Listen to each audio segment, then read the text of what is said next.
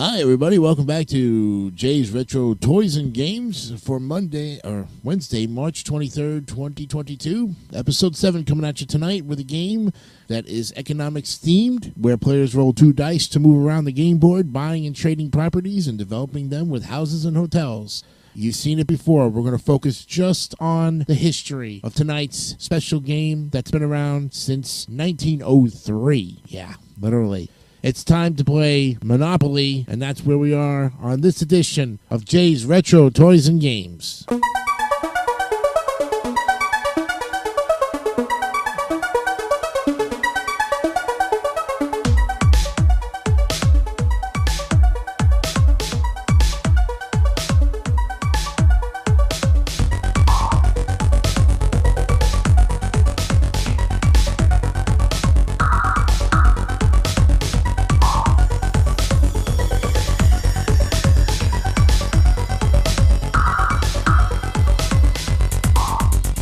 Welcome to the show on YouTube. I hope you're having a great Wednesday night. Getting close to the end of March here.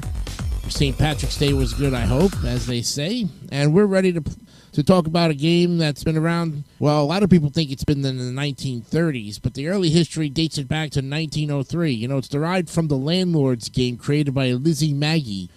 And it was a way to demonstrate that an economy that rewards wealth creation is better than one where monopolists work under few constraints, and to promote the economic theories of Henry George, in particular his ideas about taxation. Well, the Landlord's game had 2 sets of rules originally, one with taxation and another one mainly based on current rules.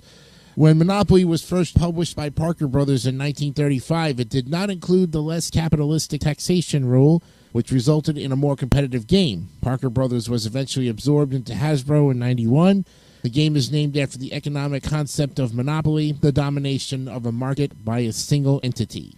So we're going to look at just the rules, the history. You've seen all the versions of the boards. You know the game itself.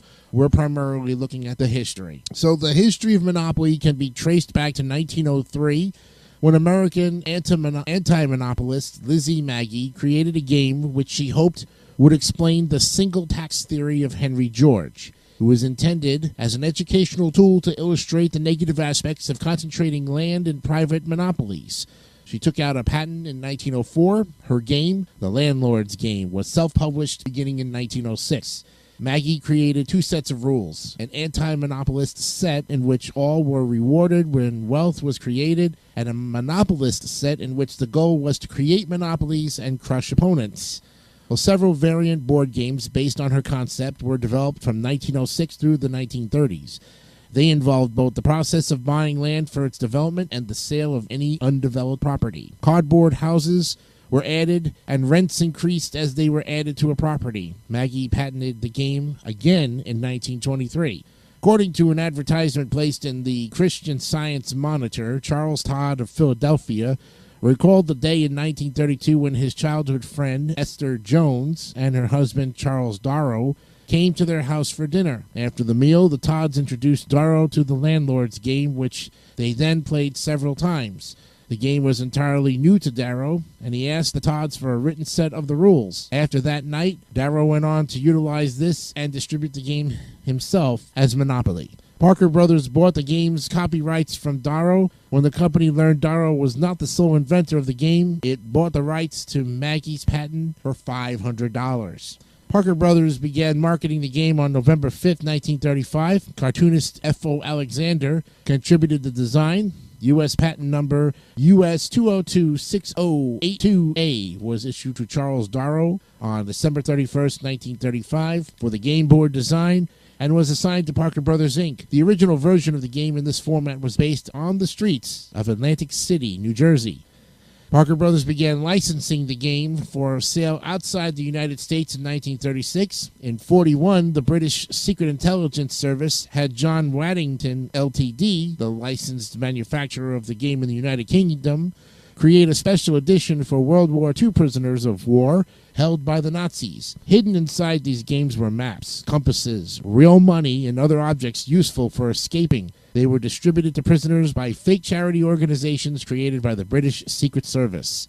In the Nazi-occupied Netherlands, the German government and its collaborators were displeased with Dutch people using Monopoly game sets with American or British locales and developed a version with Dutch locations. And since that version had in itself no specific pro-Nazi elements, it continued in use after the war and formed the base for Monopoly games used in the Netherlands up to the present.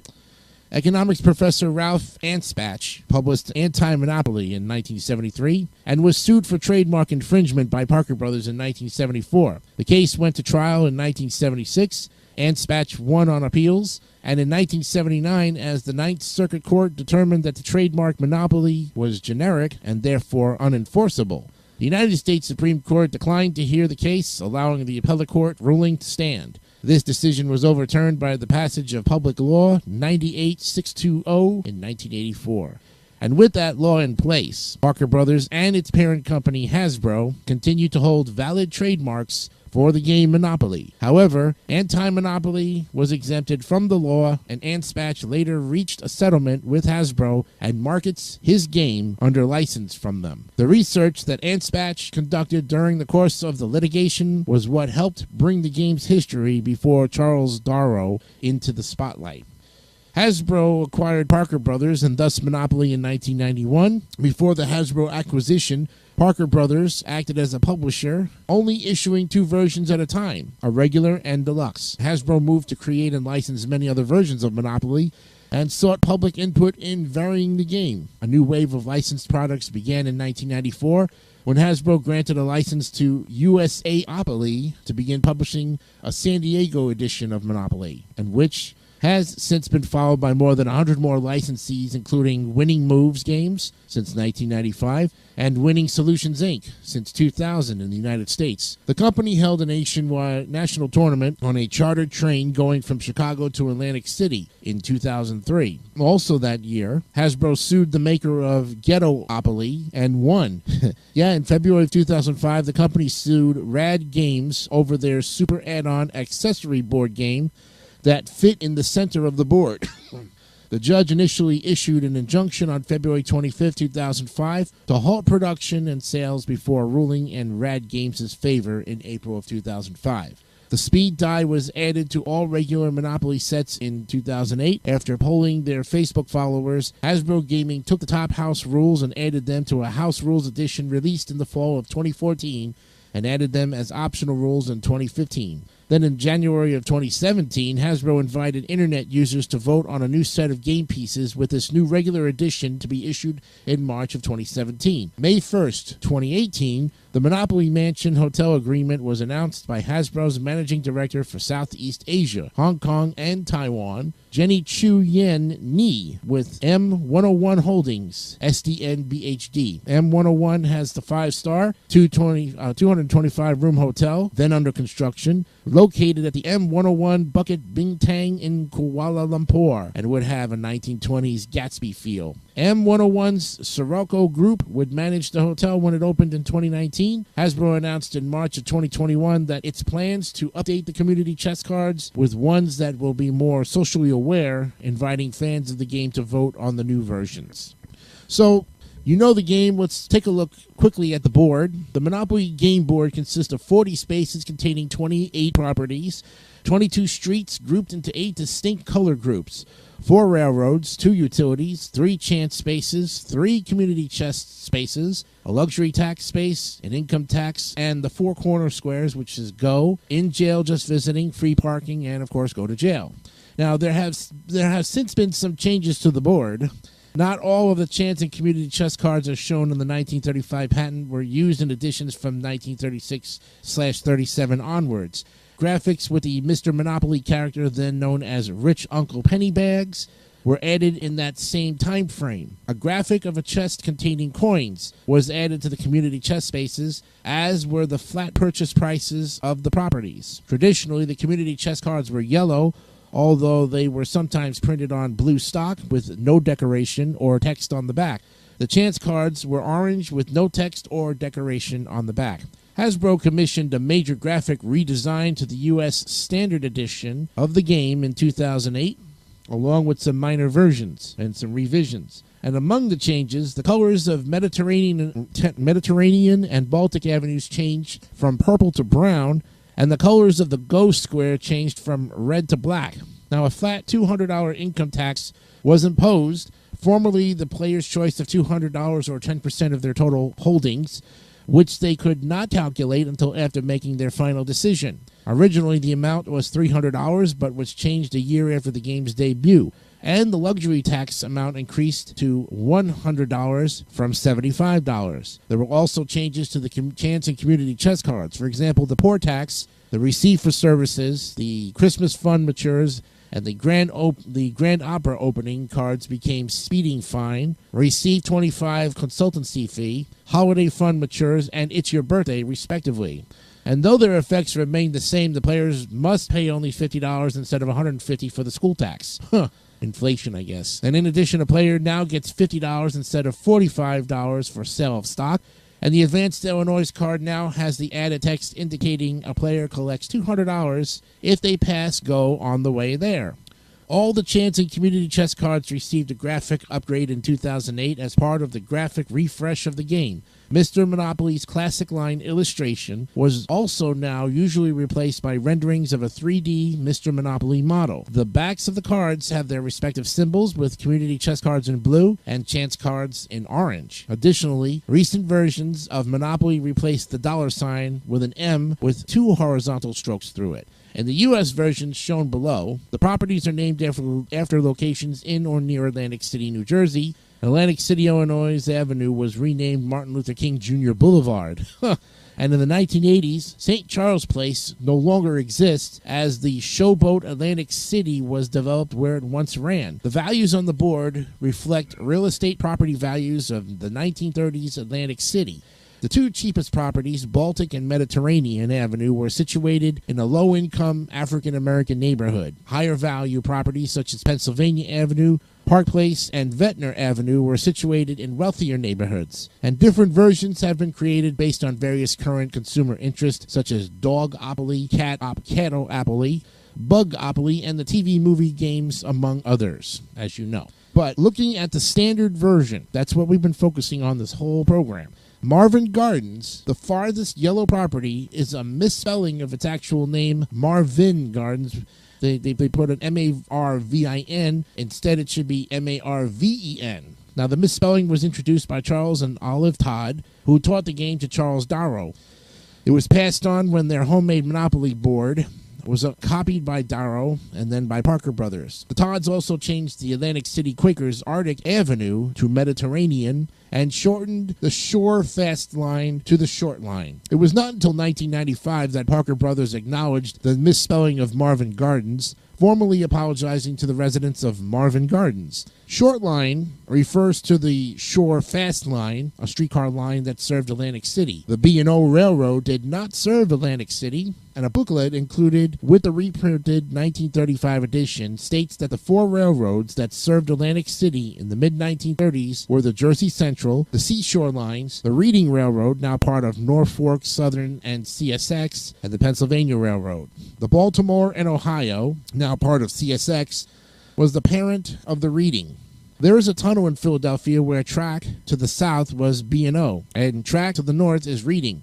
The Central of New Jersey did not have a track to Atlantic City, but was the daughter of the Reading and granddaughter of the B&O. Their track ran from the New York City area to Delaware Bay, and some trains ran on the Reading-controlled track to Atlantic City. The actual electric company and waterworks serving the city are respectively Atlantic City Electric Company, which is a subsidiary of Exelon, and the Atlantic City Municipal Utilities Authority. Now, if you want to, we look at, let's see, the here and now, and of course they have ones where they have banking editions, they have a speed die, different cards, different equipment, more money in more cases. They give you extra currency, and now they use electronic banking as well. Really does an interesting job with the editions. As you know, each player starts with $1,500 in their bank. I've seen it where sometimes we've gotten more. Players take turns in order with the initial player determined by chance, before the game. A typical turn begins with the rolling of the dice and advancing a piece clockwise around the board the corresponding number of squares. Now, if they roll doubles, they roll again after completing that portion of their turn. The player who rolls 3 consecutive sets of doubles on one turn has been caught speeding and is immediately sent to jail instead of moving the amount shown on the dice for the third roll. You know that already. Player who lands on or passes the go space collects 200. Player who landed on either income tax or luxury tax paid the indicated amount to the bank. Now, in older editions of the game, 2 options were given for income tax. Either pay a flat fee of $200 or 10% of total net worth, including the current values of all the properties and buildings owned.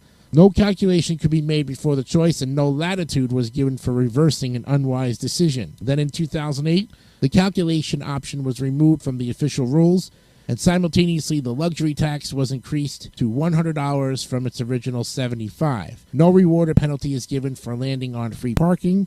Properties can only be developed once a player owns all the properties in that color group. They then must be developed equally. A house must be built on each property of that color before a second can be built. You know the rules. Each property within a group must be the one with the house level of all other groups within that group. I've also seen rules where they've given rewards for free parking. That was house rules. Jails, mortgaging, you know all of that. Of course, many house rules have emerged for the game throughout its history. Well known as the free parking jackpot rule, which I just was talking about, where all the money collected from income tax, luxury tax, chance, and community chest goes to the center of the board instead of the bank.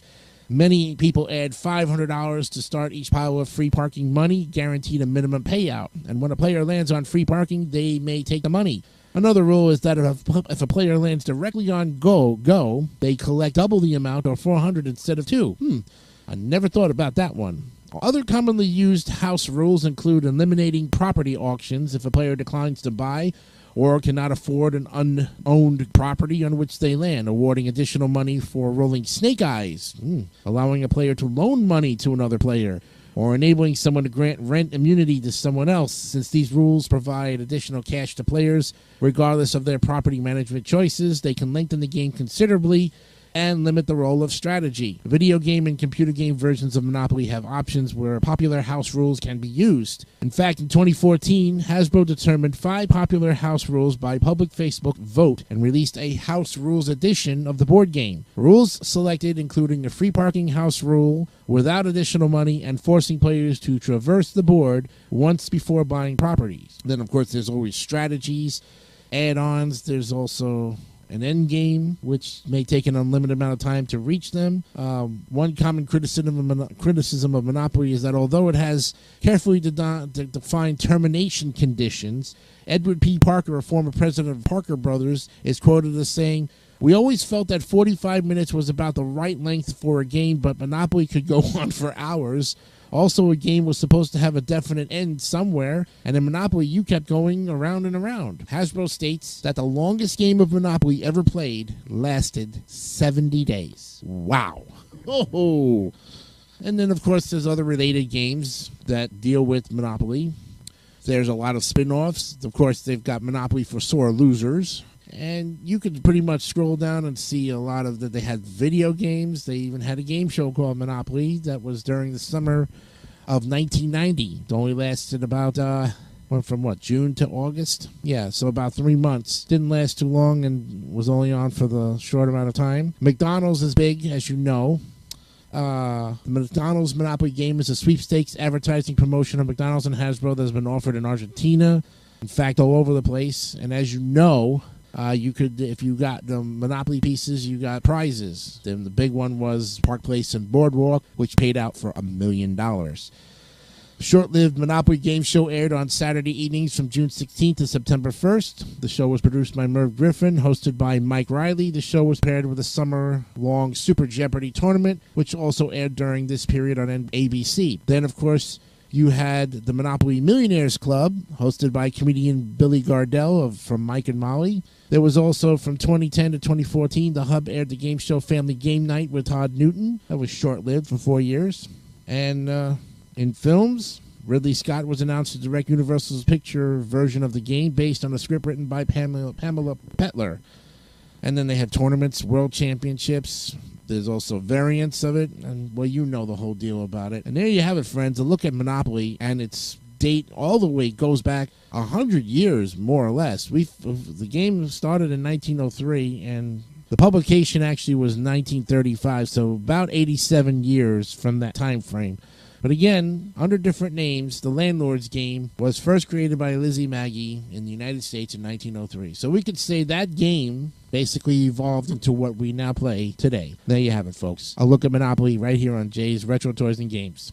Next time on the program, we're going to look at a toy that really, had a lot of airtime on commercials. It was a cartoon series, and their toy line was pretty well for the girls.